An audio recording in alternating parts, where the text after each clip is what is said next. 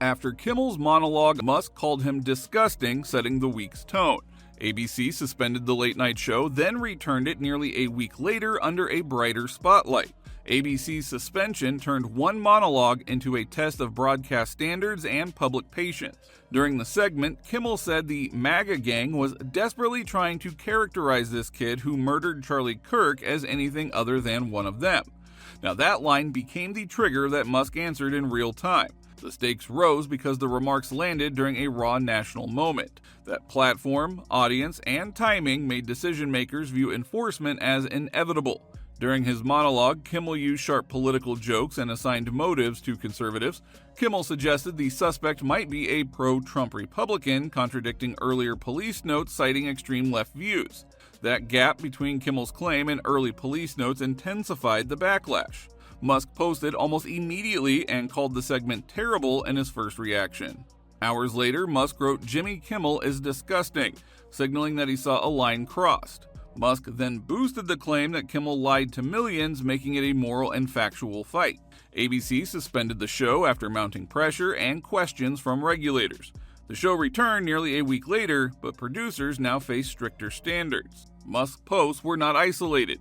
They tied to later actions by institutions. Musk alternated between sharp comments and examples he said showed deceptive framing. Terrible attacked the content, while disgusting attacked Kimmel's character personally. His "lied to millions" line suggested that Kimmel knowingly misled viewers. ABC halted production and pulled the show indefinitely, then restored it after an internal review. The network drew a line between social media pile-ons and formal corporate action. Celebrities weighed in. Ben Stiller posted a quip, and Musk replied, "Never go full." Now the pattern showed late-night jokes can collide with news timing and corporate risk. The heart of the matter, as Musk framed it, was the reaction to Kirk's death itself. The billionaire labeled celebratory posts evil and reposted examples to expose the cruelty. Some academics and activists mocked the killing, saying the video brightened their mood. The platform owner argued that this crossed a moral boundary that politics should not excuse. He aimed to shame those who cheered and to spotlight their posts. Consequences moved beyond posts when a corporate value statement entered the thread.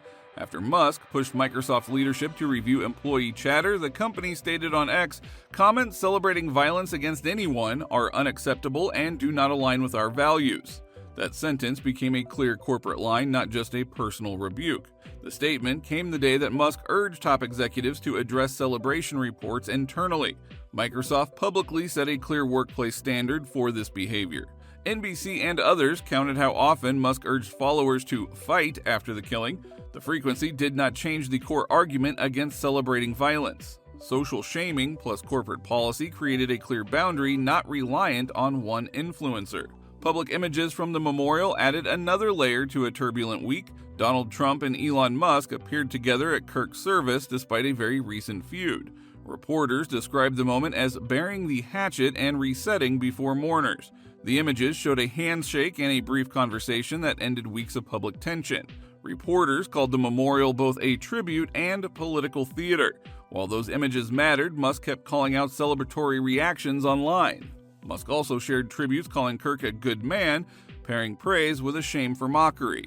The scene raised new questions about alliances without weakening the boundary around death. The week also featured debate about professional repercussions versus speech. Reports described mounting backlash and scrutiny around the Kimmel segment and ABC's move.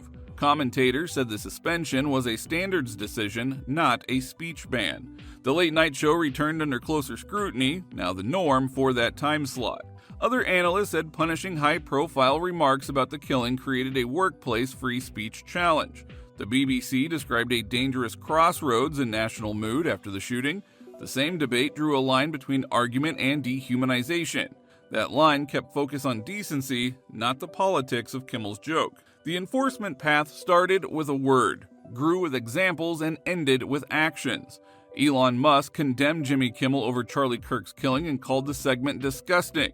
ABC suspended the show and then returned it, showing real consequences. Musk surfaced celebratory posts and Microsoft answered with a direct values line.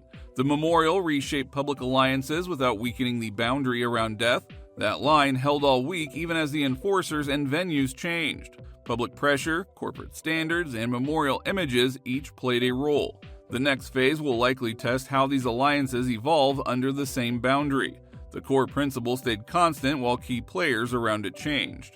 In the end, Musk clashed with Kimmel, the show's suspension, the corporate statements, and even the unexpected memorial moment all circled back to one floor of decency. The principle was not about silencing comedy or politics, but about refusing to turn a killing into a punchline or a cheerline. What began with a late-night monologue became a test for networks, tech firms, and public figures, each forced to decide whether they would mark the loss or mock it.